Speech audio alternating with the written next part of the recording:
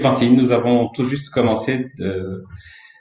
J'étais en train justement de remercier tout le monde pour leur présence et, et ma foi, nous démarrons. Ce que je propose, c'est notre sujet étant la transition énergétique en Afrique. Il y a tellement de choses à dire sur ce sujet-là.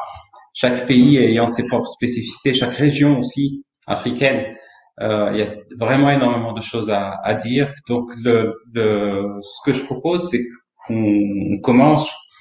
Monsieur Sédico, je propose de commencer par vous, de vous donner la parole. Monsieur Sédico Douka est commissaire de la CEDEAO chargé de l'énergie et des mines. Monsieur Douka, c'est à vous. Je vous laisse vous présenter rapidement et puis nous vous écoutons. Merci, mesdames et messieurs les ministres, chers participants, mesdames et messieurs. C'est un réel plaisir pour moi de m'adresser à cette session inaugurale sur la transition énergétique en Afrique. Je remercie particulièrement l'ONU. C'est à travers l'ONU que j'étais informé en fait de ce forum, de m'avoir fait honneur de m'inviter. Donc, au nom de la commission de la CEDEAO, je vous présente tous nos remerciements et nos salutations fraternelles. Le thème que je vais développer va se restreindre sur le cas de l'Afrique de l'Ouest, qui présente plusieurs défis dans le secteur de l'énergie.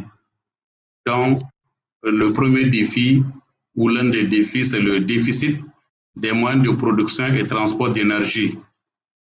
Donc, avec une demande qui est couverte seulement à 60% aujourd'hui. Et un faible accès à l'énergie aussi, où nous sommes à seulement 45%.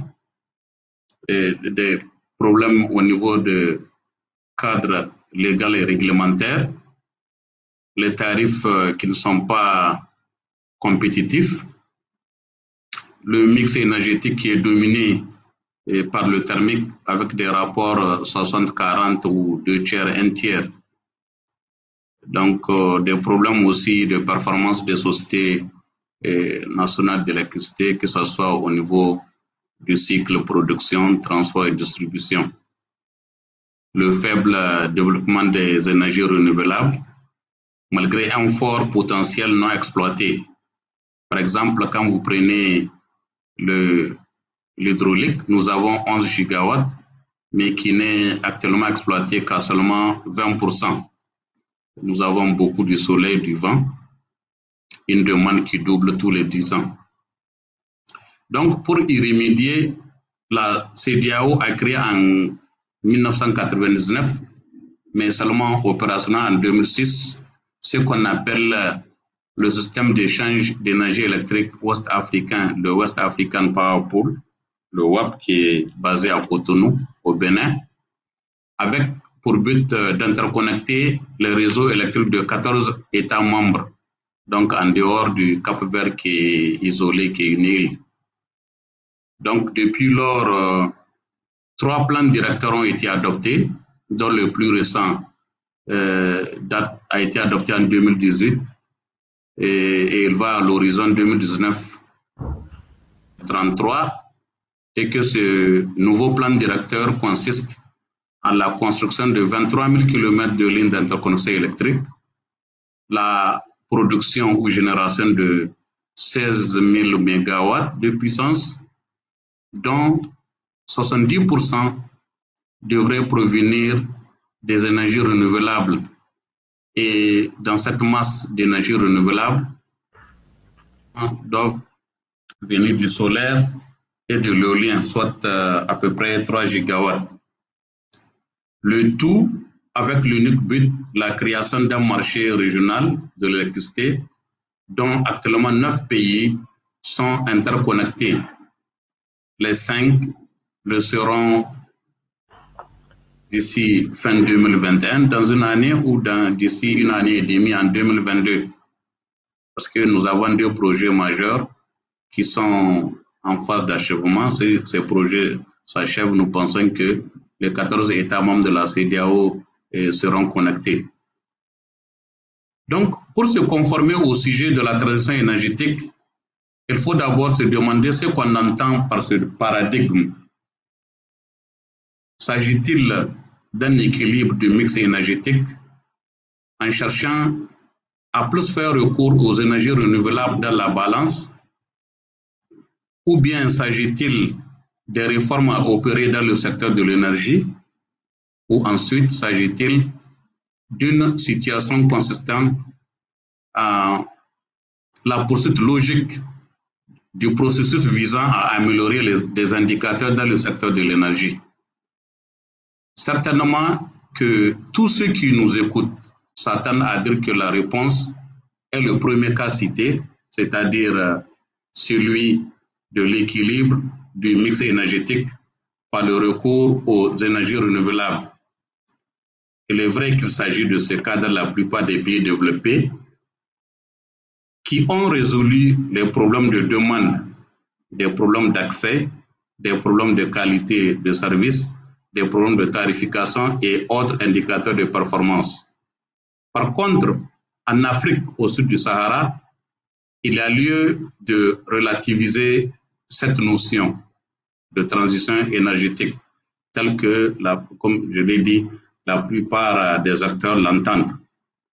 Pour nous, cette transition doit être graduelle, car il nous faut régler un certain nombre de préalables tels que la couverture de la demande avec naturellement l'utilisation des sources d'énergie qui permettent de produire en grande quantité et à des coûts de production compétitifs. Par exemple, les barrages hydroélectriques ou l'utilisation de thermiques à gaz. Tous ceux qui travaillent dans les sociétés nationales d'électricité le savent. La satisfaction de la demande est un des facteurs déterminants. En dehors de l'hydraulique, les autres formes d'énergie renouvelable sont en général utilisées comme appoint. Donc, j'exclus le thermique en fait, quand on parle des énergies renouvelables, je veux dire. Donc, une fois que ces préalables sont réglés, on peut maintenant penser à des équilibres de mix énergétique. Nous voulons dire que l'Afrique ne peut s'aligner avec les autres parties du monde du fait de son retard dans le domaine de l'énergie. Les pays qui parlent de transition énergétique aujourd'hui sont ceux qui ont déjà garanti le minimum.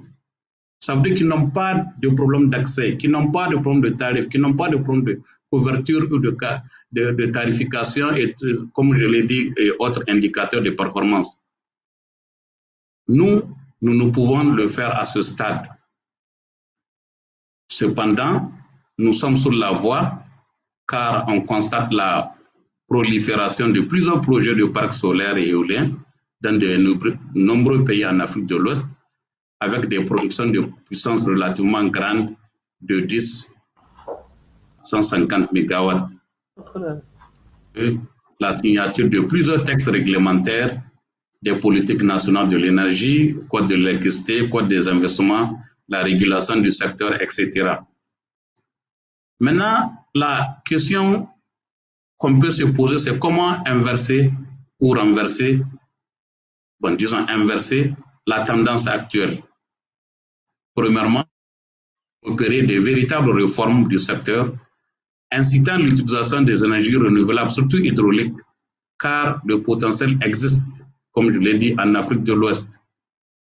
Rendre effectif justement ce marché régional de l'électricité horizon 2021-2022 qui incitera une concurrence dans les achats et les ventes d'énergie électrique, donc une amélioration de la qualité de service et des tarifs abordables. Créer une véritable transformation industrielle gage d'optimisation des ressources énergétiques, car comme vous le savez, les industries permettent de réduire le coût du kilowattheure avec des économies d'échelle qu'on peut réaliser. Aussi, aller au-delà du solaire photovoltaïque, c'est-à-dire aller vers les grandes productions si l'on veut atteindre une masse importante de la population. Donc, mesdames et messieurs, chers participants, pour le moment, je m'arrête là. Je vous remercie de votre aimable attention. Et sûrement, ma communication va gérer des questions que je suis prêt à répondre ou à débattre. Merci. Merci, Monsieur Douka. Je vous avais déjà des questions. Je voudrais signaler aux participants qui ont la possibilité de poser directement des questions à travers leur interface. Je les relayerai directement vers les différents intervenants au fur et à mesure. Et à la fin des différentes interventions, j'espère que nous aurons la possibilité de reprendre ces questions. En tout cas, je referai un tour pour que les différents intervenants puissent répondre juste à ces questions en interaction. Voilà. Sans plus attendre, donc le représentant du ministère de l'Énergie, des Mines et de l'Environnement du Maroc, qui est avec nous, c'est Monsieur Mohamed Ahmed, qui est directeur des énergies renouvelables et de l'efficacité énergétique. Donc c'est une direction qui est importante, qui joue un rôle très important dans la transition énergétique du Maroc. Et à ce titre, Monsieur Ahmed, est-ce que vous pouvez intervenir et nous dire quelques mots sur la transition énergétique? Une synthèse, s'il vous plaît. Monsieur Ahmed?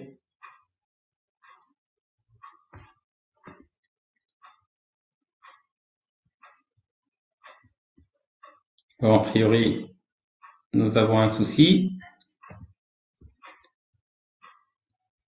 Si Ahmed, on vous entend pas, peut-être le micro qu'il faut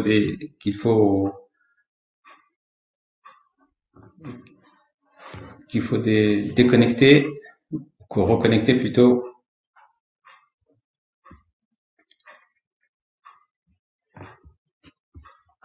Très bien.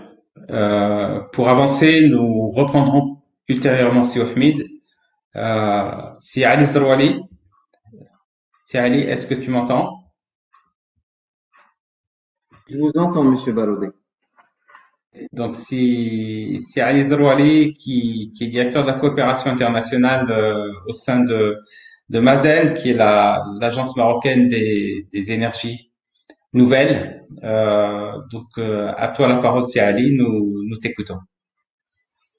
Baroudi. Bonjour, c'est Baroudi. Vite. C'est Ali, je te mets en attente avec ta permission. Si Ahmed est là. Donc, si Ahmed, est-ce que tu veux bien t'exprimer ou nous dire quelques mots sur la transition énergétique au Maroc? Merci, c'est Monsieur Baroudi. Excellences, Messieurs les ministres, Monsieur le directeur général de l'Agence internationale de l'énergie, honorable assistance, je voudrais tout d'abord vous transmettre les excuses de Monsieur le ministre qui n'a pas pu malheureusement intervenir lors de la séance plénière. On n'a pas pu être malheureusement connecté au niveau du ministère à cette séance d'ouverture. Et je profite de ce panel justement pour, comme vous l'avez demandé, Monsieur Baroudi, à présenter les derniers développements de notre modèle de transition énergétique au Maroc. Donc, je ne reviendrai pas sur le fait que l'énergie pour l'Afrique constitue un défi majeur parce qu'il a été largement présenté lors de la séance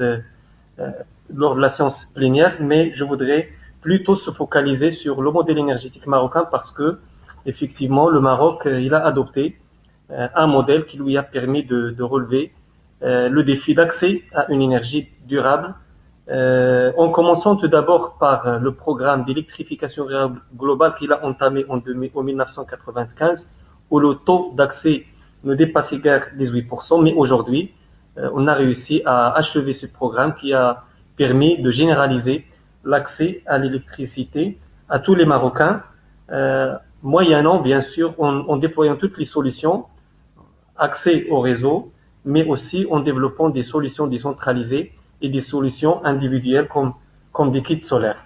Donc en 2009, le Maroc il a il s'est engagé dans une transition énergétique suite aux hautes orientations royales, un modèle qui s'appuie essentiellement sur le développement des énergies renouvelables et le renforcement de la capacité, de l'efficacité énergétique.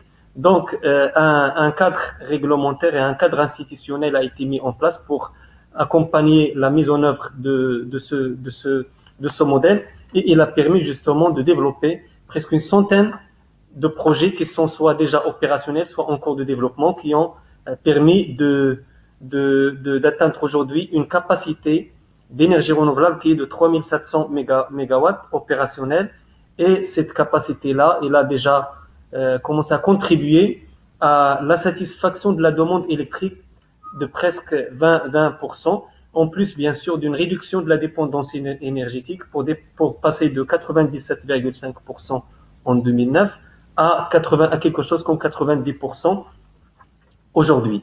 Donc un investissement important a été déployé, donc presque 50 milliards de dirhams ont été déjà investis pour les projets opérationnels, 53 milliards sont en cours de développement, et 34 sociétés marocaines et étrangères ont contribué à la réalisation de ces capacités provenant de 12 pays étrangers, ce qui confirme la pertinence et l'ouverture du modèle énergétique marocain. Sa Majesté le roi Mohamed VI, que Dieu l'assiste, il a donné ses orientations pour accélérer davantage ces transitions énergétiques, tout d'abord en révisant à la hausse l'objectif qui a été fixé initialement de 52%, mais également en lançant un certain nombre de filières, notamment la valorisation énergétique de la biomasse, le développement d'un programme de dessalement d'eau de mer en s'appuyant également, en faisant recours aux énergies renouvelables, notamment solaires, en lançant un programme au niveau du bâtiment public pour permettre à l'administration publique de donner l'exemple en termes d'efficacité énergétique et d'utilisation des énergies renouvelables, mais aussi en investissant, en explorant les espaces marins, tant pour le dessalement de l'eau de mer que pour l'exploitation des énergies renouvelables d'origine éolienne et hydro-éolienne. Donc, pour atteindre cet objectif, donc un certain nombre de programmes ont été lancés. À l'horizon 2023, une capacité de 4450 MW sera développée. Elle est presque en énergie renouvelable. Et parallèlement, on a lancé un programme de 400 MW qui s'oriente beaucoup plus vers les entreprises de petite et moyenne taille. C'est un programme en PV pour permettre, ou plutôt pour accélérer l'émergence d'un écosystème d'entreprises marocaines dans le domaine des énergies renouvelables. Donc, parallèlement, il y a une feuille de route sur la biomasse qui est presque achevée, une feuille de route également sur l'hydrogène vert, un programme pour le renforcement de l'efficacité énergétique dans les administrations publiques, mais aussi un programme de pompage solaire. Donc, s'agissant de la biomasse, donc après avoir réalisé un certain nombre de projets pilotes qui ont confirmé, bien sûr, l'intérêt de valoriser la biomasse, aujourd'hui, on a élaboré un programme, une feuille de route plutôt, de valorisation énergétique de la biomasse, qui a confirmé l'existence d'un potentiel important qui pourrait atteindre 20 millions de mégawattheures par an. Donc, cette feuille de route s'appuie bien sûr sur un certain nombre de mesures d'ordre réglementaire, institutionnel, mais aussi d'incitation qui permettraient d'accélérer le développement ou la mise en œuvre de ce programme. Donc, ce modèle énergétique, il s'appuie bien sûr sur un certain levier d'accompagnement. Le premier étant l'amélioration du cadre législatif et réglementaire. Et là, on travaille aujourd'hui sur la 3e génération de refonte de la loi 1309 qui régit le développement des projets d'ENR par les opérateurs privés. Et l'objectif principal, c'est de doter ce secteur encore de plus de visibilité et de renforcer la transparence tout en renforçant bien évidemment l'intégration industrielle locale et l'ouverture du marché pour la production décentralisée d'énergie renouvelable. Une autre loi, c'est la loi sur l'autoproduction qui est également dans un état très avancé en termes d'approbation, et elle va permettre bien sûr aux différents opérateurs de produire une partie ou la totalité de leurs besoins énergétiques, moyennant également les énergies renouvelables. Un effort a été également déployé pour renforcer le réseau depuis 2009 jusqu'à 2018 et un investissement supplémentaire de 6 milliards de dirhams est programmé à l'horizon 2022. Il va permettre, bien sûr, d'accueillir ou d'évacuer plutôt une puissance additionnelle de 2600 mégawatts. La recherche et développement est également un levier d'accompagnement de notre transition énergétique. Le Maroc a réussi de mettre en place des plateformes de recherche et développement dédiées soit au photovoltaïque ou carrément à l'efficacité énergétique dans le secteur du bâtiment, mais également il a programmé d'autres plateformes qui sont dédiées au nexus eau énergie, au stockage de l'énergie, à la biomasse, mais également au bâtiment vert. Donc, dans ce cadre, déjà, on a mobilisé des fonds pour des projets de recherche et développement qui ciblent essentiellement les universités, mais aussi qui allient les industriels. Donc, presque 14 appels à projets ont été déjà réalisés, une vingtaine sont programmés, en plus de nouveaux investissements pour développer les plateformes de recherche et développement. Sur le plan de la formation, on a mis en place un programme d'institut de formation spécialisé dans le domaine des énergies renouvelables. Des filières des énergies renouvelables ont été également initiées, soit au niveau des universités, mais également au niveau des écoles d'ingénieurs, en plus de la mise en place d'un label TACA Pro, en collaboration bien sûr avec la profession, et qui assure la formation des entreprises et des installateurs dans le domaine de photovoltaïque et des énergies renouvelables de manière générale. En termes d'intégration industrielle, donc il y a l'existence d'une usine de fabrication de pales éoliennes à Tanger, d'une capacité de 2000 MW et qui emploie environ 750 emplois directs. Et aujourd'hui, à travers cette usine, il y a non seulement la satisfaction du marché local, mais aussi ça permet d'exporter vers l'Afrique ou vers des pays européens. En plus, bien sûr, de la mise en place d'un certain nombre d'usines de panneaux photovoltaïques. Donc, le deuxième pilier de notre modèle énergétique, c'est bien l'efficacité énergétique. Donc, notre objectif, c'est d'atteindre une économie de 20% à l'horizon 2030 à travers le déploiement d'un certain nombre de mesures d'efficacité énergétique dans le secteur clé de notre économie. Il s'agit en particulier du transport, de l'industrie, du bâtiment, mais aussi de l'agriculture et de l'éclairage public. Donc, la démarche adoptée pour l'efficacité énergétique, c'était une démarche progressive. Donc, on a commencé depuis 2009 à travers un certain nombre de mesures de sensibilisation, mais aussi d'incitation, en passant par des projets de démonstration et également, aujourd'hui, on peut dire que presque tous les secteurs sont engagés dans des programmes d'efficacité énergétique parallèlement à le renforcement des capacités nationales. Donc, il y a également la mise en place d'un cadre réglementaire régissant l'efficacité énergétique. Donc, on vient cette année d'adopter le décret sur les audits énergétiques obligatoires. C'est un décret qui oblige les industriels, mais aussi le secteur tertiaire de respecter le principe d'efficacité énergétique au-delà d'un seuil de consommation. Et parallèlement, donc, il y a également l'adoption du texte sur les ESCO, les sociétés de services énergétiques, un autre décret sur les performances énergétiques minimales des appareils et des équipements, mais aussi on a initié un texte sur les audits, plutôt sur les études d'impact énergétique, et sur un texte qui oblige les collectivités territoriales à respecter, à optimiser plutôt leur consommation énergétique. Donc, en plus du renforcement du cadre normatif par l'adoption de 19 normes supplémentaires. Donc, pour terminer, je voudrais juste préciser que justement pour accompagner cette dynamique de développement des énergies renouvelables et de l'efficacité énergétique, on s'engage sur un programme de normalisation sur la période qui va porter sur les 3 prochaines années, qui va mobiliser un investissement de 15 millions de dirhams et qui a pour objectif de renforcer nos capacités en termes de certification et en termes de normalisation. Donc, avant de clore, je voudrais juste souligner que l'énergie figure parmi l'un des secteurs qui sont ciblés par l'arsenal d'accords de coopération et de partenariat qui sont conclus avec nos partenaires africains.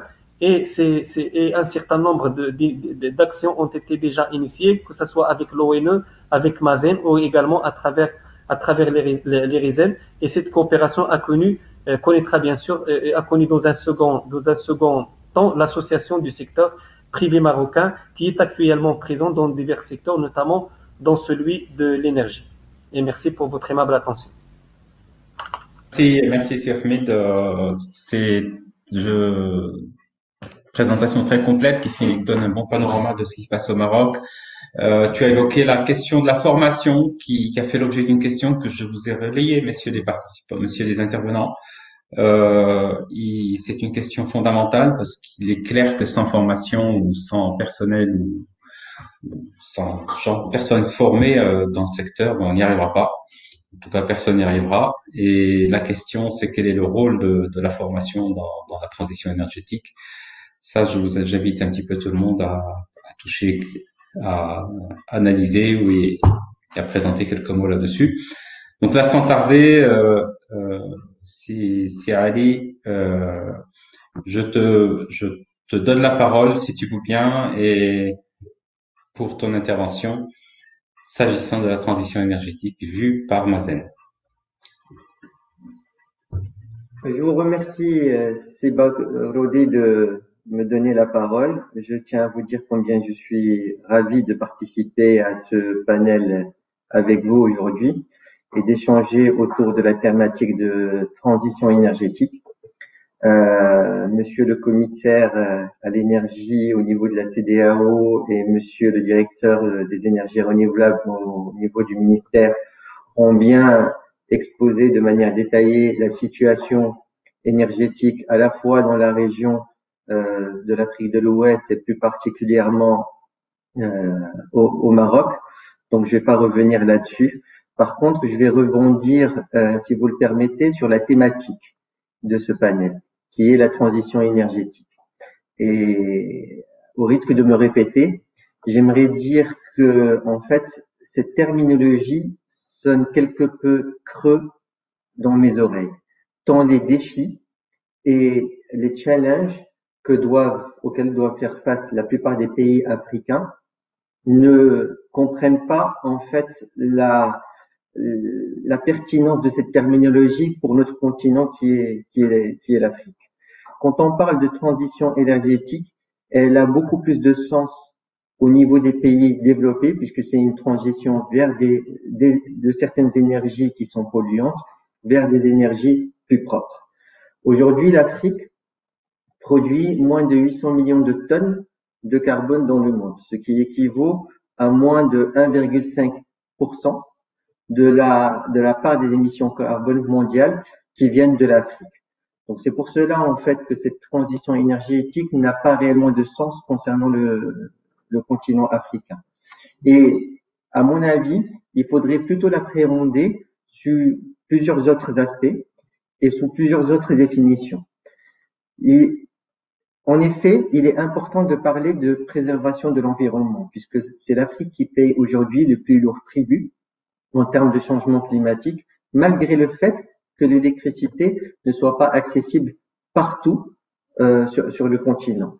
C'est un fait, c'est un constat, et l'Afrique doit contribuer elle aussi à cette transition énergétique globale pour contribuer à la préservation de notre environnement et de la terre sur laquelle nous vivons. Mais par ailleurs, les autres significations ou sens, et je vais les passer quelque peu en revue. Aujourd'hui, les énergies renouvelables qui sont induites par cette transition énergétique incarnent une vraie opportunité pour le continent africain. Et au-delà d'une vraie opportunité, une nécessité. Et une nécessité à plusieurs niveaux.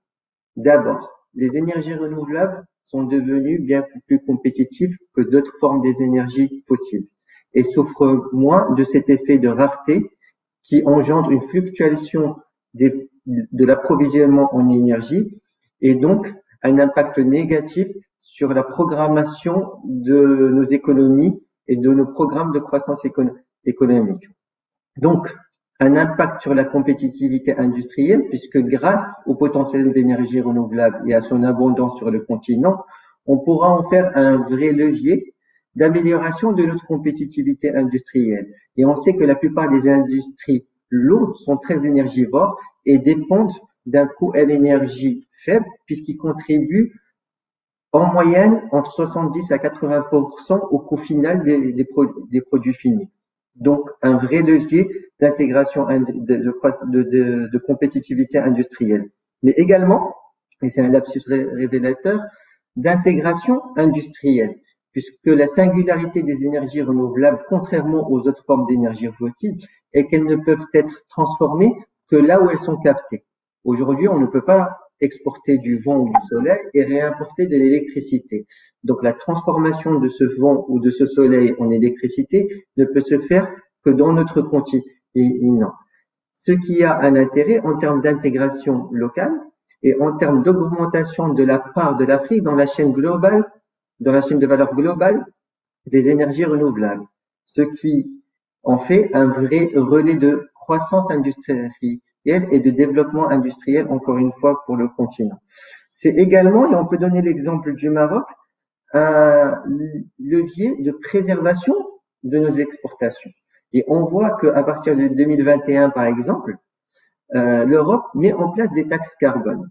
Et donc, les produits qui n'ont pas un bilan carbone neutre ou vert seront taxés et auront une compétitivité dans le marché européen ou dans d'autres marchés qui est négatif.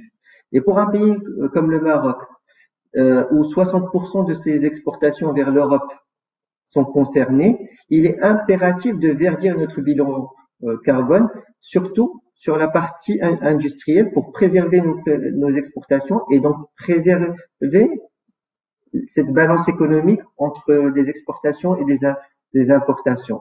Donc c'est un levier additionnel de compétitivité ou de conformité réglementaire qui est nécessaire pour la préservation de notre compétitivité sur les marchés mondiaux.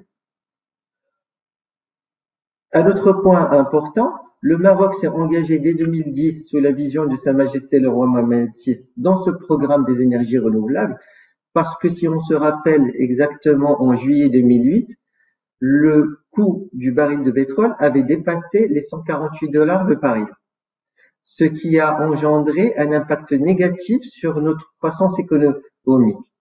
Et donc, sur notre indépendance énergétique, plus nous développerons les énergies renouvelables, plus nos pays auront plus de liberté dans la programmation industrielle et dans la programmation du développement économique du pays grâce à une indépendance énergétique plus accentuée. Et notre ambition aujourd'hui, c'est de passer de plus de 90% de dépenses énergétiques par rapport au marché extérieur à des taux beaucoup plus bas, ce qui nous donneront beaucoup plus de flexibilité dans notre programmation. Enfin, c'est un levier extraordinaire d'intégration régionale.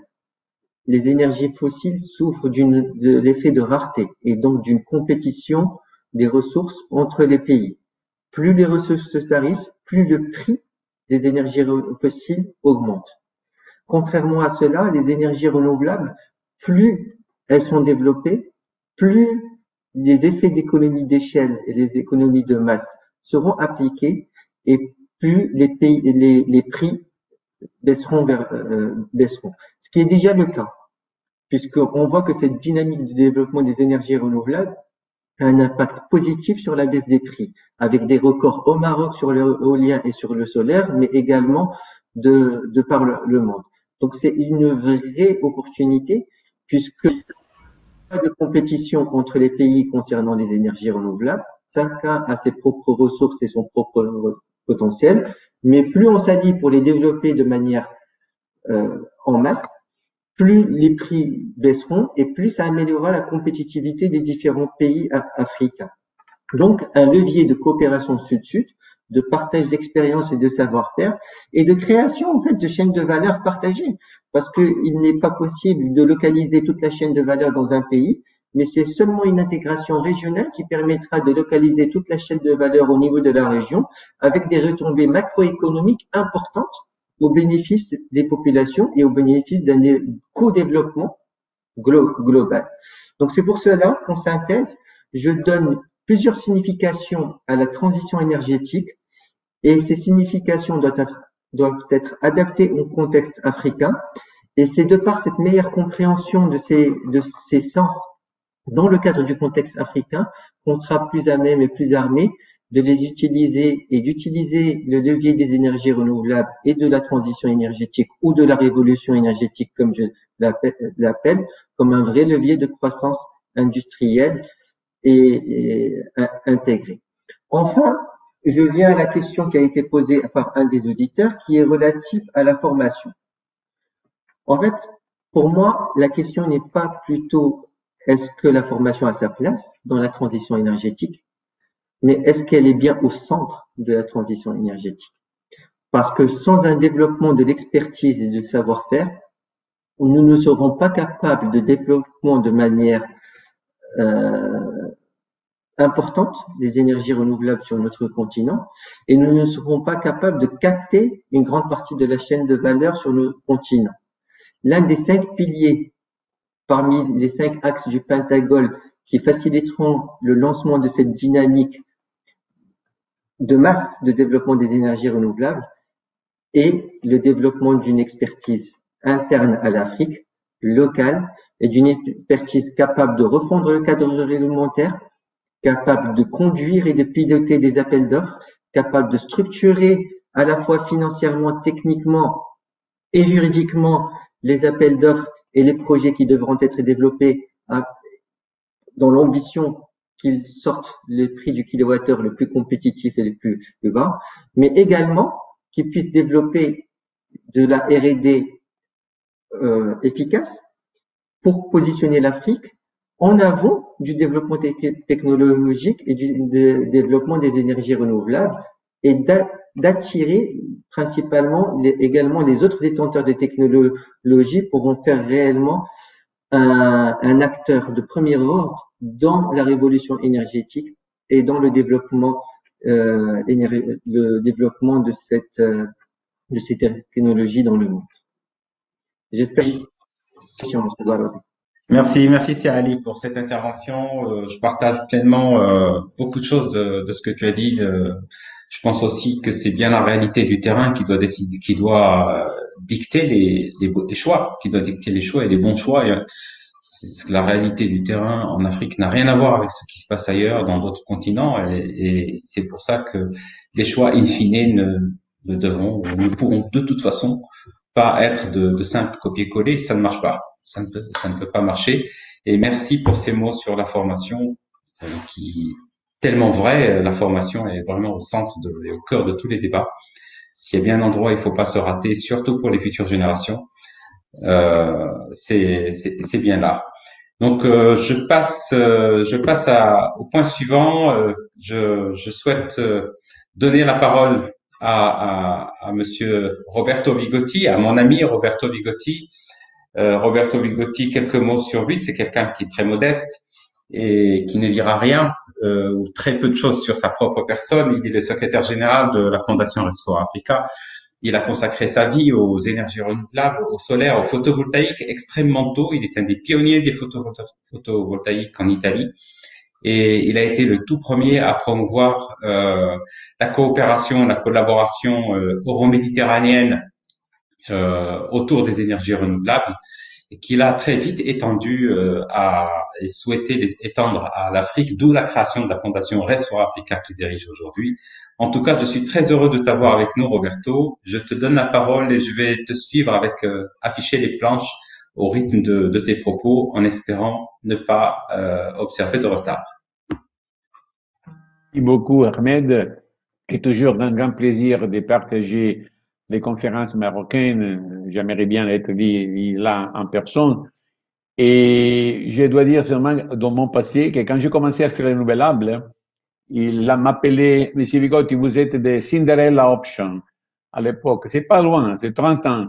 Et il m'appelait avec un manière chouette, Cinderella. Mais Cinderella, comme dans les fables, a gagné la salle de bal du roi. Et maintenant, nous sommes en fait les premières ressources renouvelables et d'énergie du monde. Je crois que j'aimerais bien parler avec mon français exotique, mais pour éviter les temps trop longs, je vais parler maintenant en anglais. Broken English. Glantine, nous avons aussi un film, une vidéo, je crois, une petite vidéo pour commencer, et après j'ai des PowerPoint pour expliquer mes points. Est-ce qu'il arrive? Je vais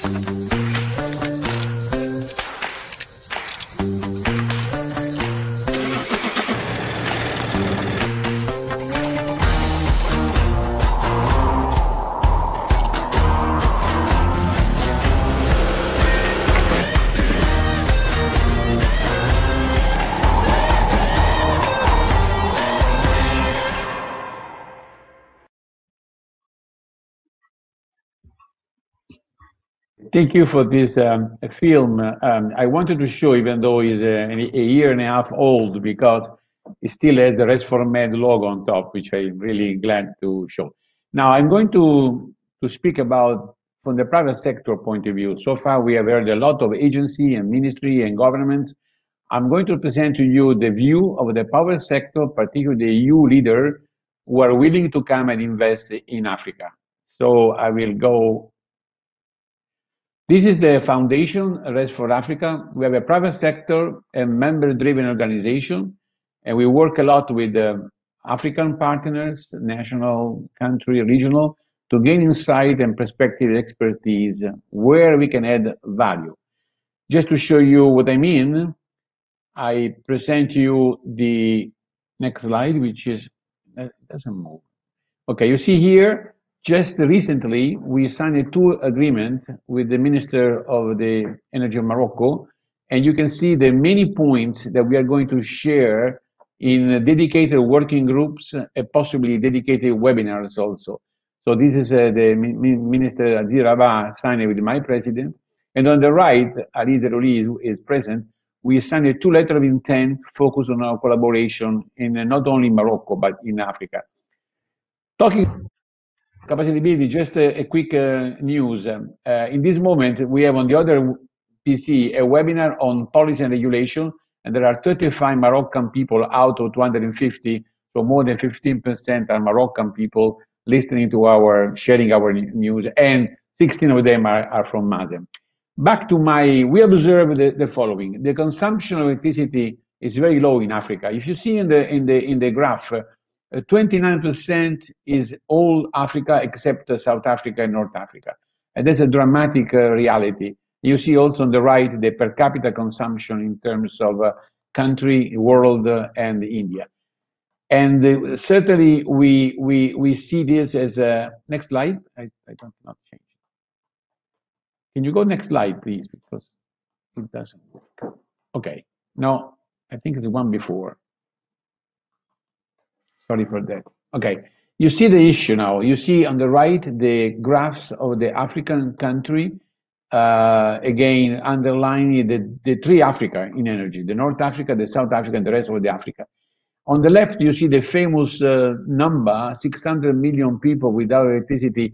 In the last few years, actually, we had done some progress, but now we are back to 600. And what is worse, the IEA estimated 30 million more people who had access to energy cannot afford, because of the COVID crisis, to stay on the grid, to pay the bill. So we have now 630 million people there. That's why I share with Ali, we need the revolution, we have transformation, we have to make energy one of the backbone of the Africa Recovery Plan.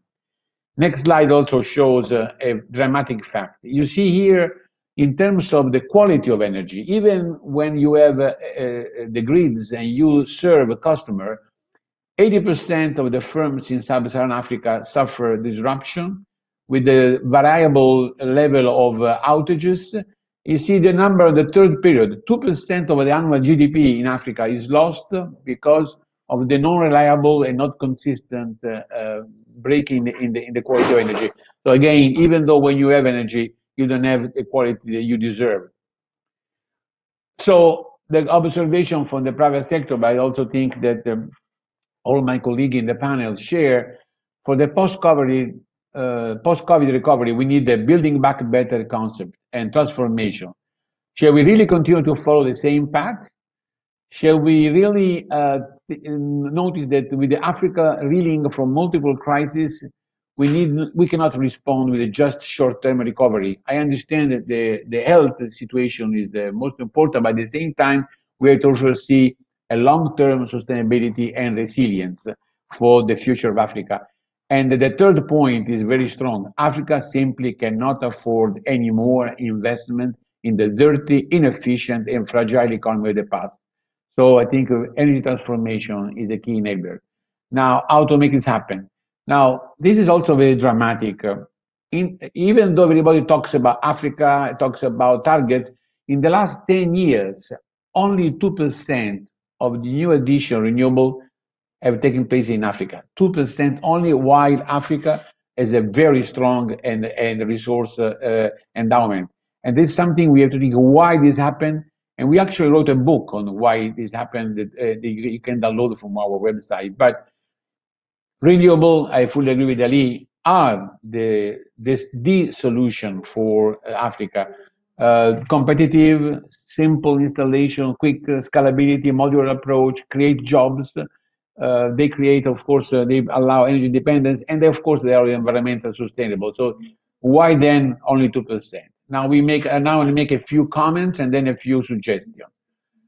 We have some commitments for action, but not many countries are really doing that. You see, in theory, there are several of those instruments, targets, mechanisms, scaling solar, get fit. You know, even scaling solar, which is the pioneer for this measure. When we went in Ethiopia to do a 100 megawatt bid, 5 big private sector companies, including EDF, ENGIE, Enel, tried to go there.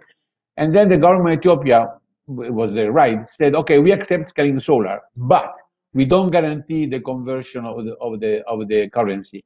And you understand that this is for an international investor, that's not acceptable. That's why the World Bank retired its support, and then also the other big leader retired, except the typical Arab-Chinese entrepreneurship won. But that's not market. This is really something lost. Also, we do analyze the risking investment in Africa, and they don't cover the investment. You see, there are many, many areas to be covered: preparation, bidding, tender process and awarding, final agreement, and construction, operation, and maintenance. And you see the number on the right. In the tender process, the most uncovered area, only 18% of the instruments in the perception of the investor cover the risk. Also, in the bidding phase, only 29% in the final agreement. So it makes the perception of the risk in Africa too high for many investors. When some of these companies, EDF, ENGIE, Enel, Iberdrola, have to go to their board, they choose a country where they perceive less risk, of course. Also, the grids. The expansion of the capacity is not sufficient to provide affordable electricity. Sometimes I make the comparison. We talk a lot about cars. You want a BMW, Audi, Ferrari, and you don't talk about roads and freeways. So the traditional transmission follow generation approach doesn't work anymore. We need a planned approach to be adopted, coordination of generation and network in all levels, regional, national, and local. We need to reduce the distribution losses, to reduce the incidence of power outages, and this is some numbers that are so dramatic. The IEA foresee that every year we should spend 45 billion a year to expand and upgrade the networks. You see on the right my logo, the new logo we are introducing, Grid for Africa to create a cluster of activities to address this topic. This is a view, for instance, from the IEA Energy Outlook. They show the new solution by type that are foreseen in the Africa case scenario. So if we are going to reach most of the access to energy, in blue you see the on-grids, in orange the mini-grids, and in green the standalone system with the line. So this is really a physical view, a visual view to see the issues. Of course, we will all know that many utilities in many countries of Africa, not only in South Africa, in the southern part of Africa, are controlled by the government. They don't have, they have a monopoly, but they are not cover the operating cost. And therefore, this is really dramatic because underpricing, transmission losses, under collection of bills, and overstaffing.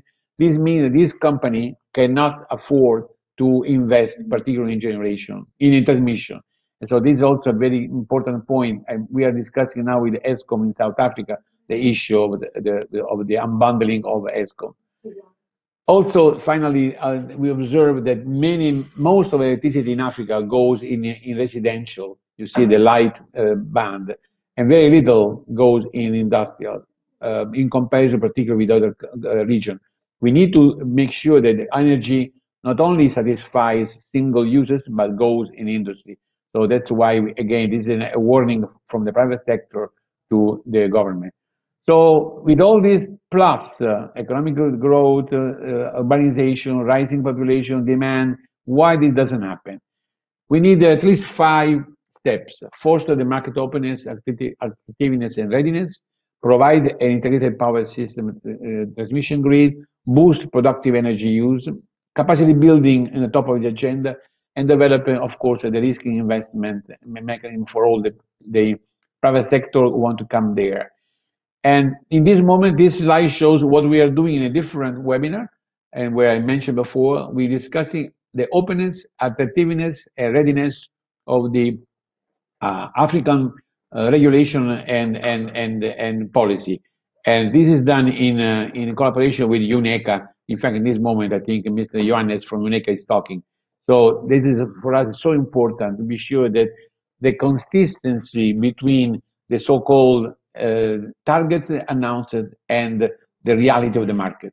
The second point, we need additional investment in the grids. I mentioned before, we need to make sure you see on the right, those are the increase in the Africa case. You see how big is the transmission distribution column. So we need to take in account how we are going to finance. That's why I think we should allow also private sector to come and invest also in Africa in grids. Of course, I said before, we need to put productive use of energy on top of the agenda, which is not the case now, and therefore there are some recommendations also here.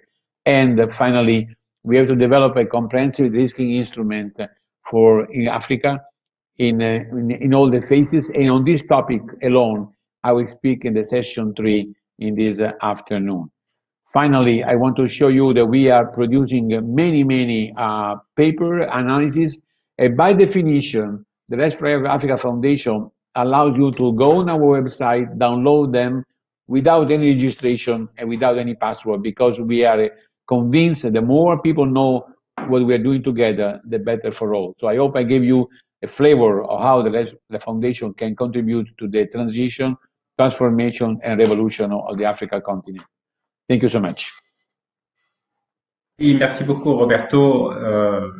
La Fondation est en effet extrêmement active dans sa contribution à faire bouger les choses, à aller vers l'identification des bonnes solutions qui est bien adaptée, notamment au contexte africain. Ce sont des choses qu'on a très largement débattues avec Roberto et je ne peux que témoigner de cette réalité-là. En tout cas, merci Roberto pour cette présentation. J'ai une question sur la présentation, si elle est accessible ou pas. Je pense qu'elle déjà tous ces débats resteront revisualisables pendant 1 mois, si j'ai bien compris. Et puis derrière, eh bien, je pense qu'ils seront très certainement téléchargeables. Nous aurons l'information à ce sujet-là. Donc, aujourd'hui, ce que je voudrais, c'est passer aux questions qui ont été identifiées. Il y a eu des questions. Monsieur Douka, je vous ai relayé quelques questions. Notamment la question qui parle qui traite de solutions pour les zones non connectées, parce que vous aviez évoqué un déficit de réseau de transport en Afrique, ce que j'en conviens pleinement. Mais cela fait qu'il y a beaucoup de zones non connectées. Faut-il attendre des réseaux de transport pour déployer des solutions à votre connaissance, qu'est-ce qui est prévu, qu'est-ce qui est envisageable? Et puis par ailleurs, la situation que vous avez décrite en Afrique n'est-elle pas plutôt une opportunité à considérer pour aller directement? L'Afrique doit, à mon avis, en tout cas, c'est aussi une question que je vous relaye. N'est-ce pas une opportunité pour que l'Afrique aille directement, non pas vers une transition énergétique, mais vers l'implémentation de bonnes solutions?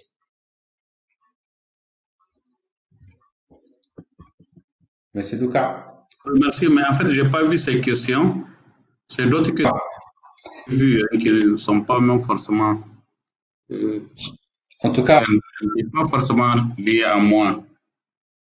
Tout à fait, mais votre avis est important. Simplement, les zones non connectées, faut-il attendre? J'ai vu 3 questions, mais qui ne sont pas parmi les questions que vous venez de parler. Bon, ce n'est que partie remise. Ce que vous allez faire, si on peut reprendre une à une. Monsieur Douka, la première, c'est envisagez-vous des solutions pour les zones non connectées sans attendre un réseau de transport?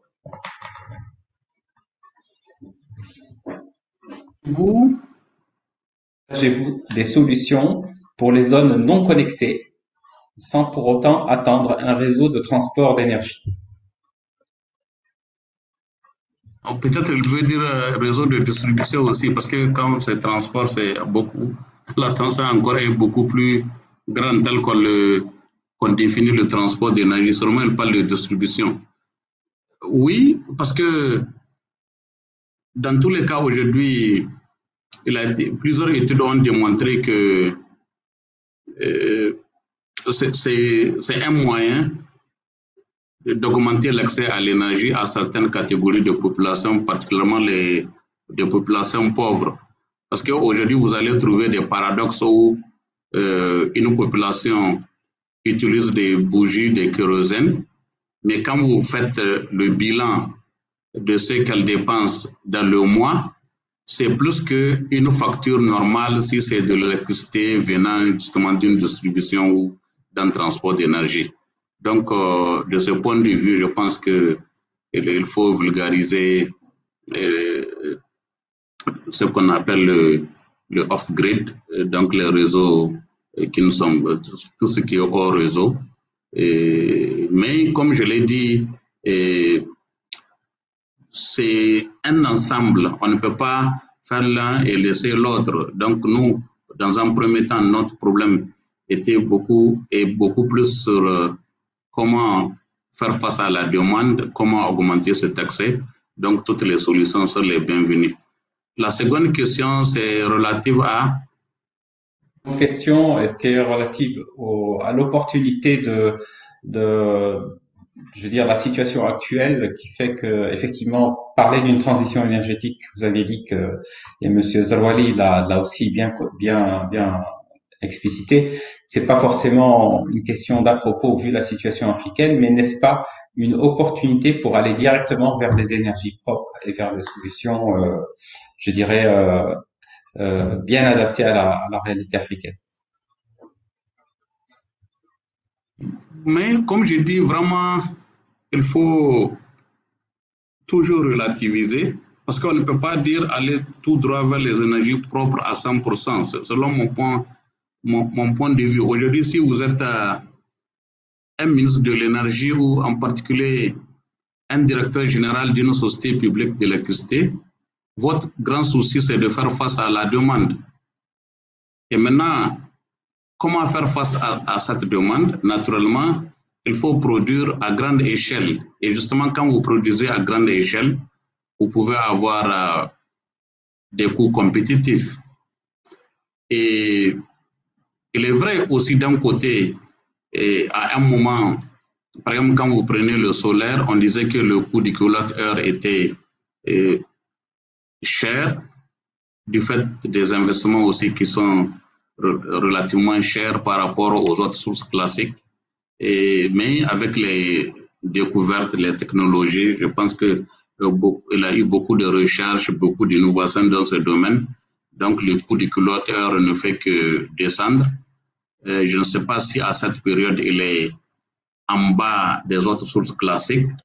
Et justement, c'est une opportunité. Et quand vous regardez justement toutes les politiques, qu'elles soient régionales, nationales, d'énergie que les États sont en train de mettre en place, convergent justement vers l'utilisation des énergies propres. Et ainsi que, par exemple, vous prenez les différents quadres d'investissement, et les dérogations, les mesures fiscales, les incitations, les subventions, et donc les dons qu'on peut bénéficier convergent vers l'utilisation des énergies renouvelables. Bon, je vous remercie, Monsieur Duca. Je pense que notre ami Roberto Bigotti a des éléments de précision à nous apporter justement sur ces questions-là. Roberto, tu peux nous amener des précisions? Yes, we try to solve the issue of how best to serve the off-grid areas. Particularly the utility people thought that doing mini grids using renewable would make the solution, but you cannot go there in a rural area off-grid and you propose a solar, wind, whatever, battery backup, and then pretend that people pay the bill. That doesn't work like that. So we are pushing now for what we call the application of the famous water energy food nexus, meaning that electric energy in these areas cannot be only per se, but must be an enabler of additional services. For instance, if you go in rural areas of Kenya, Ethiopia, wherever, we are trying to go there, and you try to not only to embed in the community there a mini grid with renewable, but you also add the capability of these people to do agriculture, food processing, cooling, irrigation. We noticed, we made a calculation that the income of the people using this system, not only energy, but water and food, can increase a lot and can really boost we also arrived to a point which is very dear to me and to you, Ahmed. We proved that if you do such a topic, such an approach, you can allow more children to go to school because the family will have such an increase in their growth in the economy, they can afford to send the kids to school. But absolutely, only doing ordinary food. Now, you know what happened, Ahmed? In Ethiopia, they are doing a wonderful job. IFAD, the International United Nations, they're doing 150 agro-food districts. Guess all of them through a diesel, and they don't have the courage to do renewable. And we said, can you ask us to make one topic, one example, and prove the concept? But nobody wants to risk, and it's not anybody's fault. It's the silos approach. You go to FAO in Roma, the Food Administration, they talk about agriculture, not about renewable. You go to IFAD, by water. The fact we have to break the silos thinking and make things happen together. And we are there to support that. Thank you, Ahmed. Merci beaucoup, Roberto. Je suis persuadé que justement l'agrégation des besoins et de l'intégration de besoins fondamentaux, tels que tu les cites comme ça, permettront effectivement d'avoir une approche, je dirais, pécuniaire pour les familles, pour les populations beaucoup plus, je dirais, accessible. Et donc, franchement, c'est une très bonne idée, c'est une très bonne approche. Il faudra, je pense, en tout cas, je l'espère, dans le futur, essayer de déployer des success stories sur ces sujets-là. Alors, j'ai d'autres questions qui ont été relayées. Donc sur la formation, ça a été fait. Et puis j'ai aussi une question pour Ahmed qui concerne les audits énergétiques obligatoires pour le secteur industriel et tertiaire. Quels sont les acteurs qui seront chargés de faire l'état des lieux des consommateurs assujettis? Ahmed, est-ce que tu es encore avec nous? Merci, Monsieur Barodi. Donc, par rapport aux audits énergétiques obligatoires, je voudrais juste qu'on vienne d'organiser hier justement un premier webinaire avec la profession, avec tous les acteurs qui sont concernés par ce décret qui est quand même extrêmement important parce que l'un des objectifs justement c'est d'optimiser la consommation énergétique mais aussi d'alimenter notre système d'information pour pouvoir avoir beaucoup plus de visibilité sur la consommation des acteurs professionnels. Aujourd'hui, les secteurs qui sont assujettis à cet audit, c'est bien le secteur industriel, mais aussi celui de la distribution et de la production de l'énergie, et le service tertiaire qui peut concerner l'enseignement, l'éducation, la santé et le bâtiment. Donc, tous les acteurs, normalement, qui dépassent le seuil fixé par le décret, qui est de 1500 tonnes équivalent pétrole pour le secteur industriel et 500 tonnes équivalent pétrole par an pour le secteur tertiaire, ont l'obligation de déclarer à l'administration leur consommation et de procéder à un audit énergétique à partir de cette année, qui sera bien sûr mis à jour tous les 5 ans. Voilà. La question posée traite d'un point assez particulier, si Ahmed, c'est-à-dire une fois que les audits obligatoires ont été exécutés, les acteurs qui sont chargés d'aller faire le constat que l'audit a bien été réalisé et correctement, quels sont-ils? Quel est leur mandat? Voilà, normalement, donc il y a des institutions aujourd'hui. Les agents, le texte prévoit justement un chapitre qui porte sur le contrôle. Et il y a des agents qui sont assermentés qui relèvent bien sûr du ministère et peut-être d'autres organismes qui auront la charge justement de vérifier si les audits ont été réalisés selon normes en vigueur. Est-ce que les rapports qui sont présentés sont des rapports de qualité? Et si ce n'est pas le cas, bien sûr, l'organisme d'audit sera mis en demeure. Et s'il n'arrive pas à satisfaire les insuffisances qui ont été relevées, c'est-à-dire l'organisme, ou plutôt le professionnel assujetti à cet audit aura bien sûr l'obligation de refaire carrément son audit en faisant recours à un nouvel organisme d'audit agréé par le ministère. Merci Souhmed. César Wali, un dernier mot? Monsieur Barodé, je voulais revenir sur sur la question si ces technologies renouvelables peuvent permettre de réaliser un saut technologique pour adresser les besoins en Afrique. Donc, il faudrait peut-être commencer par reposer le constat. Aujourd'hui, l'Afrique souffre à la fois d'un manque d'accès à l'électricité, et je l'ai dit tout à l'heure, plus de 60% de la population en Afrique n'a pas accès à l'électricité. Deuxième constat, l'Afrique souffre d'une énergie électrique trop chère, malgré le fait qu'elle a les ressources fossiles ou les ressources renouvelables nécessaires. Et aujourd'hui, les énergies renouvelables permettent d'adresser ces deux défis. Le choix manichéen entre énergie renouvelable et énergie fossile n'existe plus. C'est un choix qui est révolu, puisque les énergies renouvelables, et ça a été démontré de par le monde, sont devenues bien plus compétitives que la plupart des énergies fossiles. Et compétitives puisqu'elles vont permettre à la fois de fournir de l'électricité dans les zones reculées et d'avoir une électricité moins chère.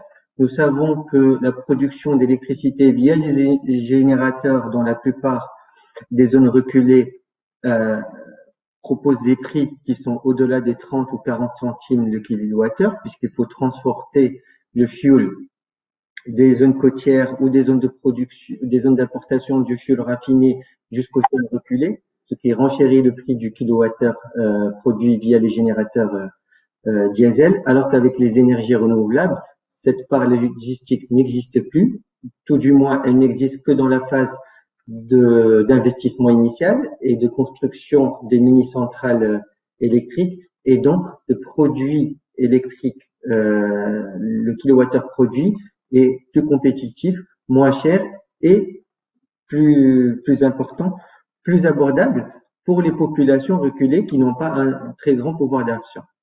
D'un autre côté, nous avons dit tout à l'heure que la moyenne de l'électricité produite en Afrique tourne autour de 25 centimes du kilowatt, ce qui inhibe et désavantage la compétitivité de nos industries. Avec les énergies renouvelables, elles gagneront en compétitivité. Le lien aujourd'hui entre énergie fossile et énergie renouvelable n'existe plus. Les énergies renouvelables permettent d'avoir un saut technologique qui accélère à la fois l'accès à l'électricité et l'amélioration de la compétitivité industrielle sur le continent. Et pour finir, je vais vous dire une blague que la plupart des Marocains comprendront. C'est un imam qui se pose la question, qui se dit le développement des énergies renouvelables me met quand même un peu dans l'embarras, puisque nous sommes habitués à prier au Maroc les vendredis pour la pluie, et maintenant avec le développement du solaire, on ne sait plus s'il faut qu'on prie pour de la pluie ou pour du soleil. C'est assez, ça me fait sourire, mais créateur du fait que ce choix entre énergie renouvelable ou énergie fossile n'existe plus. Et aujourd'hui, le concept qui fait que les énergies renouvelables sont un vrai levier, un moteur de développement économique et industriel et d'inclusion sociale, il ne faut pas l'oublier avec l'élargissement de l'accès à l'électricité, est un paradigme qui s'impose et qui fait et que l'on doit porter pour le développement économique et social de nos populations. Et merci César Wally. En tout cas, je tiens à remercier l'ensemble des intervenants. Notre temps imparti étant arrivé à son terme. J'espère en effet qu'on continuera à débattre et qu'on identifiera et surtout qu'on déploiera sur le terrain des solutions vraiment opérationnelles en Afrique, dans nos différents pays. C'est une chose qui est vraiment requise. C'est vraiment requis. Et puis merci pour votre adaptation à cette situation de pandémie qui nous oblige à être loin les uns des autres, mais je pense que le cœur est là. En tout cas, merci à tous et à très bientôt, et merci pour vos questions, merci pour vos participations, et je clôture ainsi ce panel. Merci bien.